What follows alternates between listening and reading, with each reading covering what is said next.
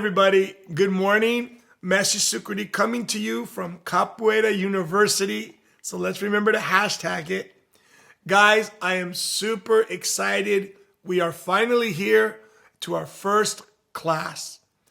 I'm going to try to speak as clear as possible. I will also, not only in the video, speak as clear as possible and try to take my time, but I'm going to try to make videos that reflect my personality. Yesterday, I did a practice and it didn't go too well because I was trying to be too perfect. So I'm just going to let it flow naturally as if I was teaching a class with you guys right next to me, okay? Now, after I finish these videos, I will also be uploading the text to Patreon.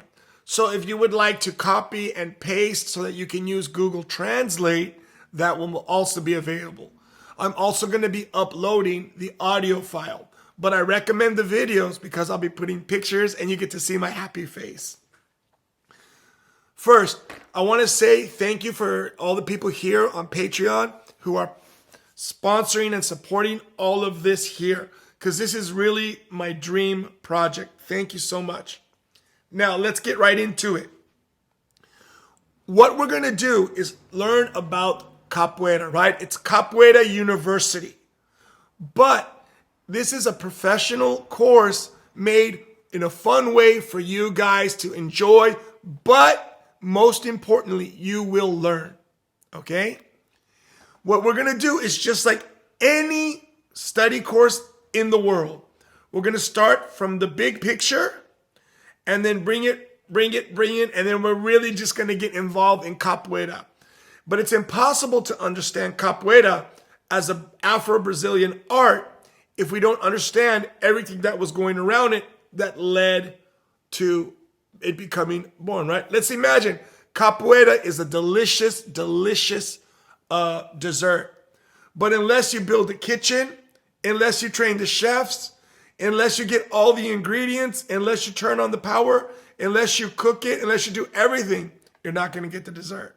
So we're going to learn from the big picture and bring it until we get to Capoeira, and then we're just going to live on Capoeira for a long time. Here we go. The first course here is Intro to Latin Afro-America, right? Afro-Latin America. Why is this important? It is impossible to understand something if you don't know when, where, how, and why it was, what was going on around it. So our first two courses, it looks like course A and B, are going to be fantastic. I've already written out the first four courses, the first four classes, right? And I have a special guest, a very dear friend of mine will be joining me for one of the courses. And we will have a roundtable or a discussion where he is his name is Michael Williams, a dear friend of mine. And I sometimes guest speak for him at his classes. He is the director of African American Studies at Temple University here in Tokyo. So guys, this is getting really, really serious. He's a great guy and wonderful to listen to and will add a lot of good opinion and a lot of good information. The first class that we're going to start with today is Brazil.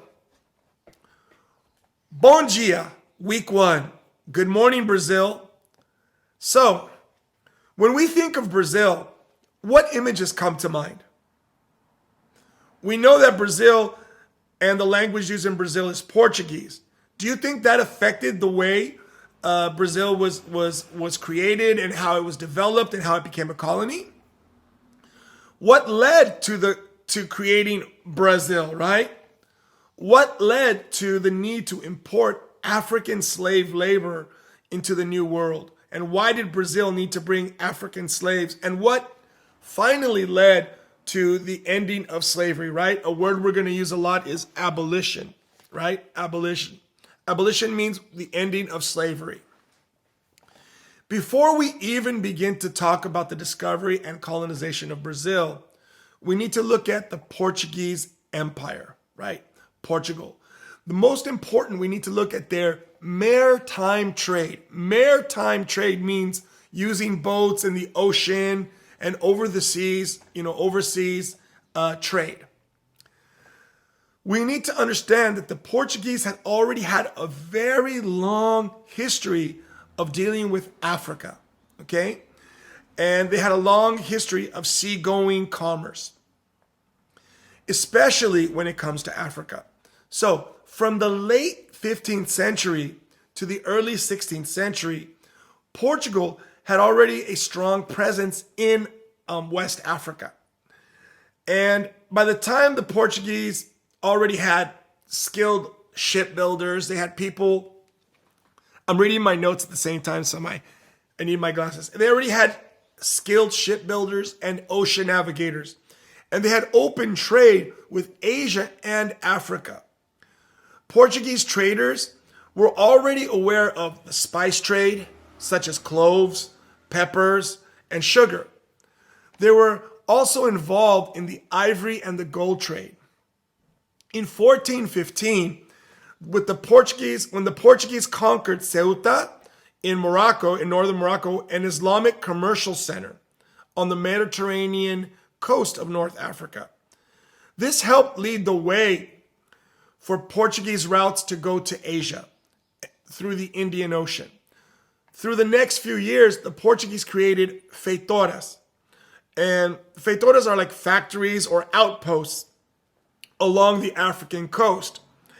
And this allowed them to engage directly, right? Before, when they would have to go through other merchants or through the land, right? Through the Silk Road. Now they can go directly via the ocean. And this also increased trade in things such as gold, ivory, and of course, slaves and other products from Brazil.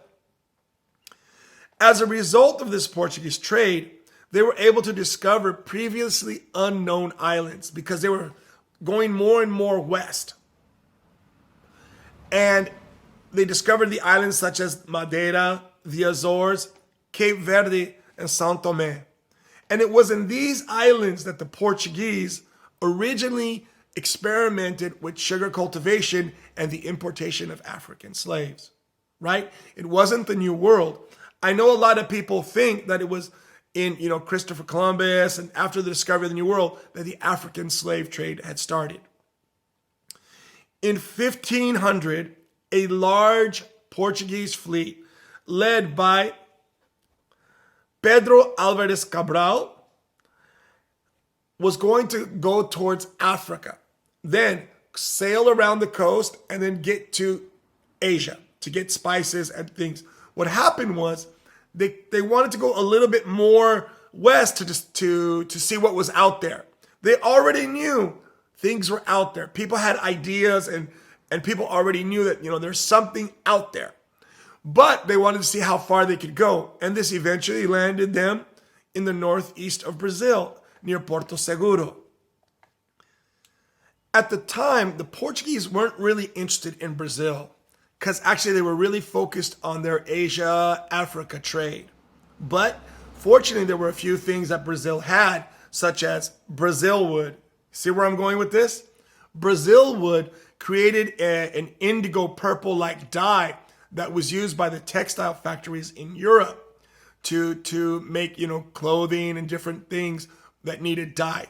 And Brazil wood led to the name, not wood, but to Brazil.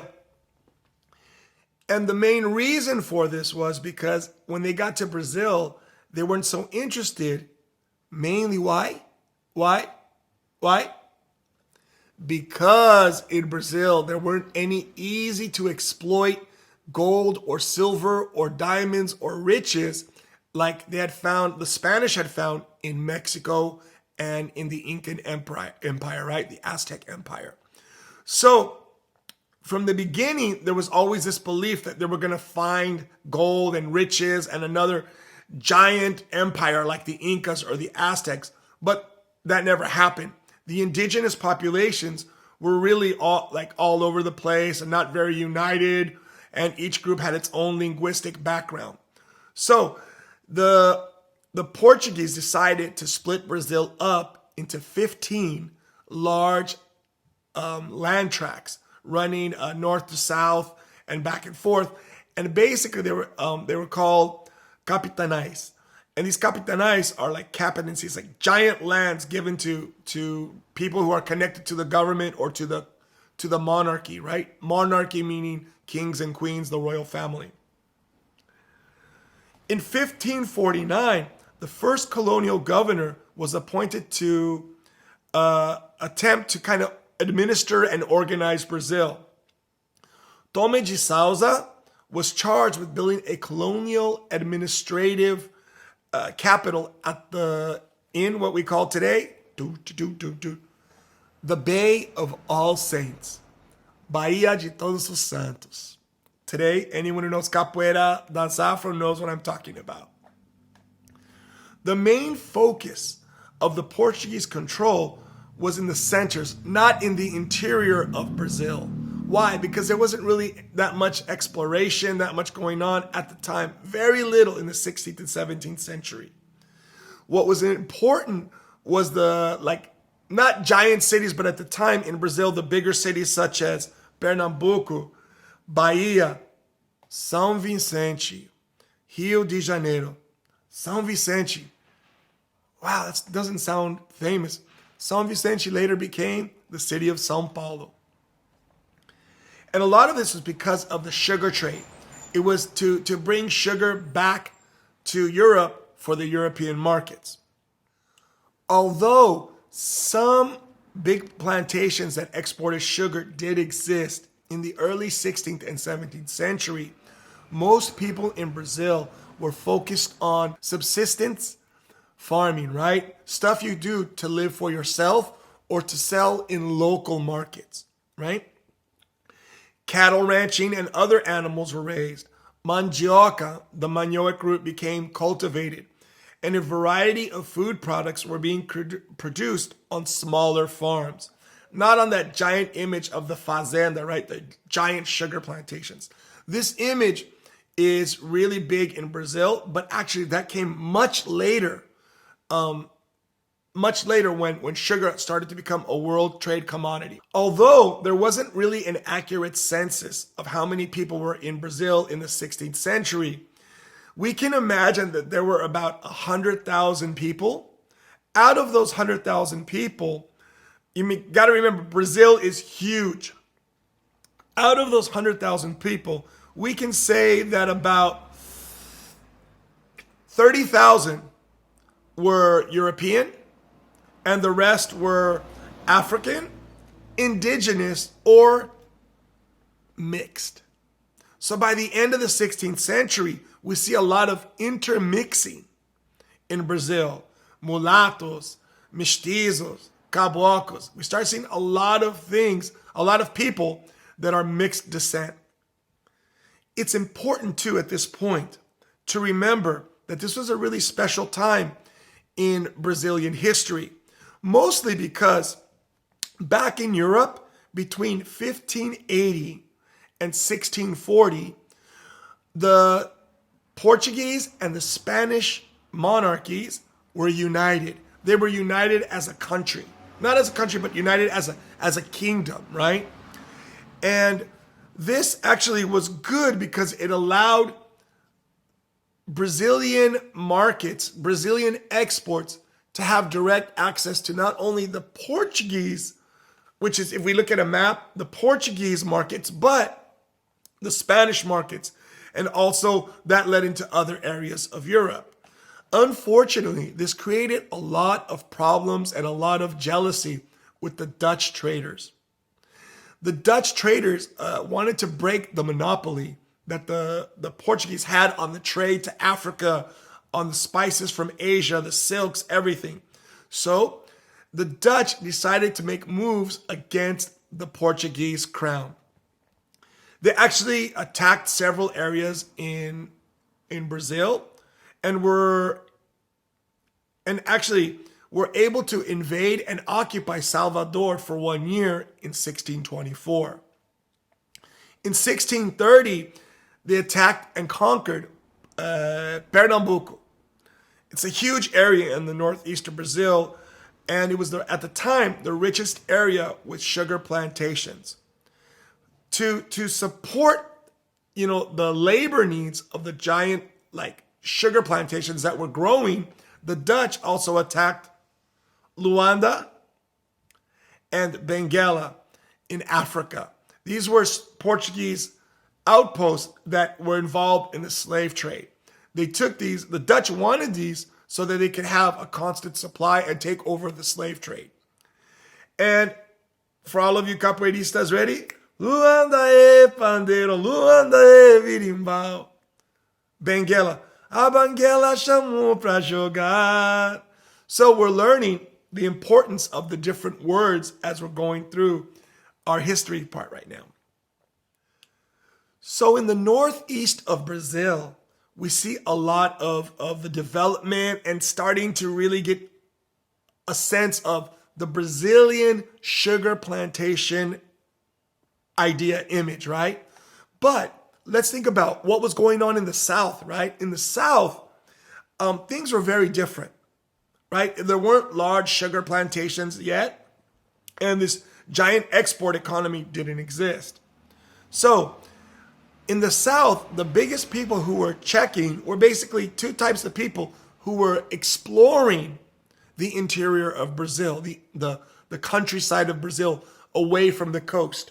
First were the Jesuit Missionaries. We've seen several movies and depictions of it, how they went into the jungles of Brazil and created missions.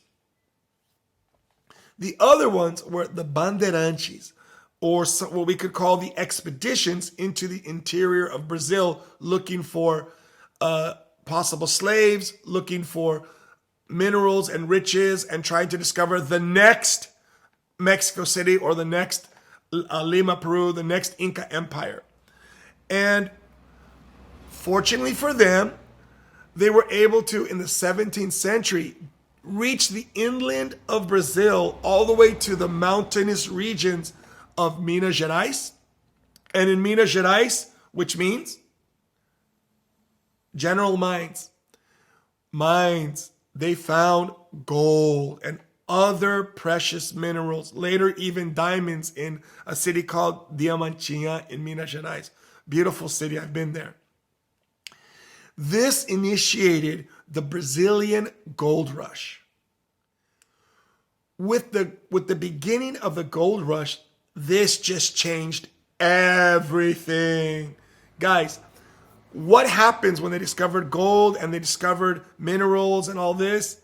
Basically, the fundamental institutions of colonial Brazil, such as slavery, export-oriented economic structures, political and administrative controls, were all brought overnight, basically, to the interior of Brazil, to the countryside.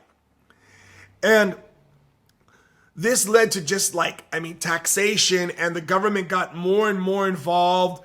And this would be going on even when the minerals and the gold started to disappear. Then, by the year 1700, it is likely that there were some 200 to 300,000 people living in Brazil. Probably about a third of them were of European descent. A third were slaves, and another third were of mixed and this new type of Brazilian person, right? And a lot of still people who were indigenous. Over the course of the 18th century, the Brazilian population exploded. And a lot of it, what a lot of people don't know, was it exploded because of European migration. More and more Europeans were coming to Brazil. It was also a huge rise in the importation of African slave trade for these new type of economies, right? In Brazil. They weren't new in Europe, but they were new to Brazil. And of course, after the first century of contact, natural reproduction. People were having more and more kids who were born and raised in Brazil. We don't know the exact census of people at the time, but we do know Brazil imported about 1.7 million slaves between 1700 and 1800. The overall population at the turn of the 19th century has been estimated at about 2 to 3 million people. But we can't really know if this is true because we only have to have a general idea. But I think we can go between 2 to 3 million people. By the middle of the 18th century, the gold started to give out. They started to, not find any more easy gold. There's a word that I'd like to share with you that's going to come up later. It's called placer gold. Placer gold. Placer gold comes from the word in Spanish, placer, which is pleasure. It's a pleasure. It's a pleasure to find this type of gold because you don't have to do anything. Placer gold can be the gold that you find in a river or you find in a mine easily that's like a stream. Placer gold is the gold that you get with the least amount of effort, okay? It wouldn't be way later when other mining technologies and techniques developed that they were able to get more gold out of these once rich mineral deposits. Also in the mid-18th century, the sugar plantations in the northeast of Brazil suffered a lot. Now, why would they suffer if sugar is such an important commodity for European markets? Okay, guys, you got to remember, sugar and things like these crops and tobacco and coffee beans, these are world commodities, not one place. It's not like we have diamonds only in one place in Africa and it's owned by one company or something. Sugar can be grown in so many places. And in the mid-18th century, the British and French Caribbean began to explode, not only in slave population, but in the growth of sugar production. Places such as British and French Caribbean and Jamaica, Barbados, and Haiti, all these places started becoming really, really, giant sugar producers. If you think about it, this kind of led to taking away of the power of the northeast of Brazil, because now that sugar wasn't this giant economic taxable commodity, then the northeast of Brazil started to lose power. And because of this, finally in 1763, the capital of Brazil, goodbye Bahia, hello Rio de Janeiro. The capital of Brazil was moved to Rio de Janeiro. Okay, guys, now that we've moved the capital from Bahia to Rio de Janeiro, I want to stop here for this week. I don't want the videos to be too long, and I want them to be enjoyable for you guys. This is week 1. Bom dia, Brazil. Welcome to Brazil, right? Good morning, Brazil. Next week, we'll finish talking about Brazil all the way up to the emancipation and the abolition of slavery.